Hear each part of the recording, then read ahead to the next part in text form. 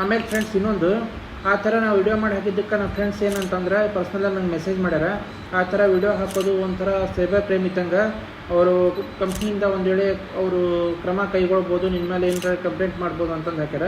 ನಾವು without proof ಏನೂ ಹಾಕಿಲ್ಲ, ಎಲ್ಲ ವಿತ್ ಪ್ರೂಫ್ ಹಾಕಿರೋದು. ನಾ ಯಾಕೆ ಹೆದರ್ಬೇಕು, ನಾನು ತೆಗಿಯಂಗಿಲ್ಲ, ವಿಡಿಯೋ ಡಿಲೀಟ್ ಮಾಡೋಂಗಿಲ್ಲ, ಬೇಕಾದಾಗ ನೋಡೋ ಅಂತಂದೆ. ಆಮೇಲೆ ಇನ್ನೊಂದು ಇವರೇನು ನೀವು ಹೇಳಿ ಸ್ಟೇಟ್ಮೆಂಟ್ ಸರಿ ಇಲ್ಲ ಅಂತಂದು ಮನೆಗೆ ರಿಜೆಕ್ಷನ್ ಫಾರ್ಮ್ ಕಳಿಸ್ತಾರಲ್ಲ, ಅವಾಗ ನಾ ಕಸ್ಟಮರ್ ಕೇರಿಗೆ ಕಾಲ್ ಮಾಡ್ತೇನೆ. ಕಾಲ್ ಮಾಡಿದಾಗ ಅವ್ರು ಏನಂತಾರೆ, ನೀವು ಸರ್ವರಿಗೆ ಕೇಳ್ಬೇಕು ರೀ, ಅದು ಯಾಕೆ ರಿಜೆಕ್ಷನ್ ಆಗೈತಿ ಅಂತಂದು ಅವ್ರು ಅಂತಾರೆ.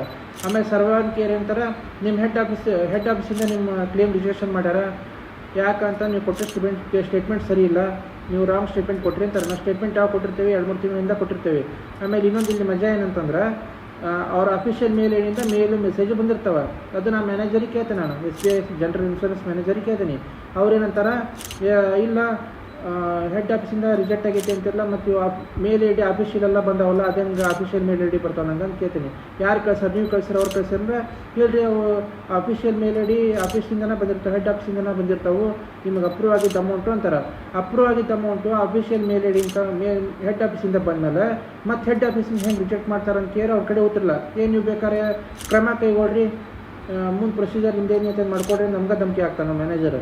ಇಂಥ ಡಬ್ಬಾ ಕಂಪ್ನಿ ಇದು ಎದಕ್ಕೆ ನಡೆಸ್ತಾರ ನನಗೆ ಗೊತ್ತಾಗಲ್ಲ, ಸ್ವಲ್ಪ ಕಮೆಂಟ್ ಮಾಡಿ ಹೇಳ್ರಿ ನನಗೆ.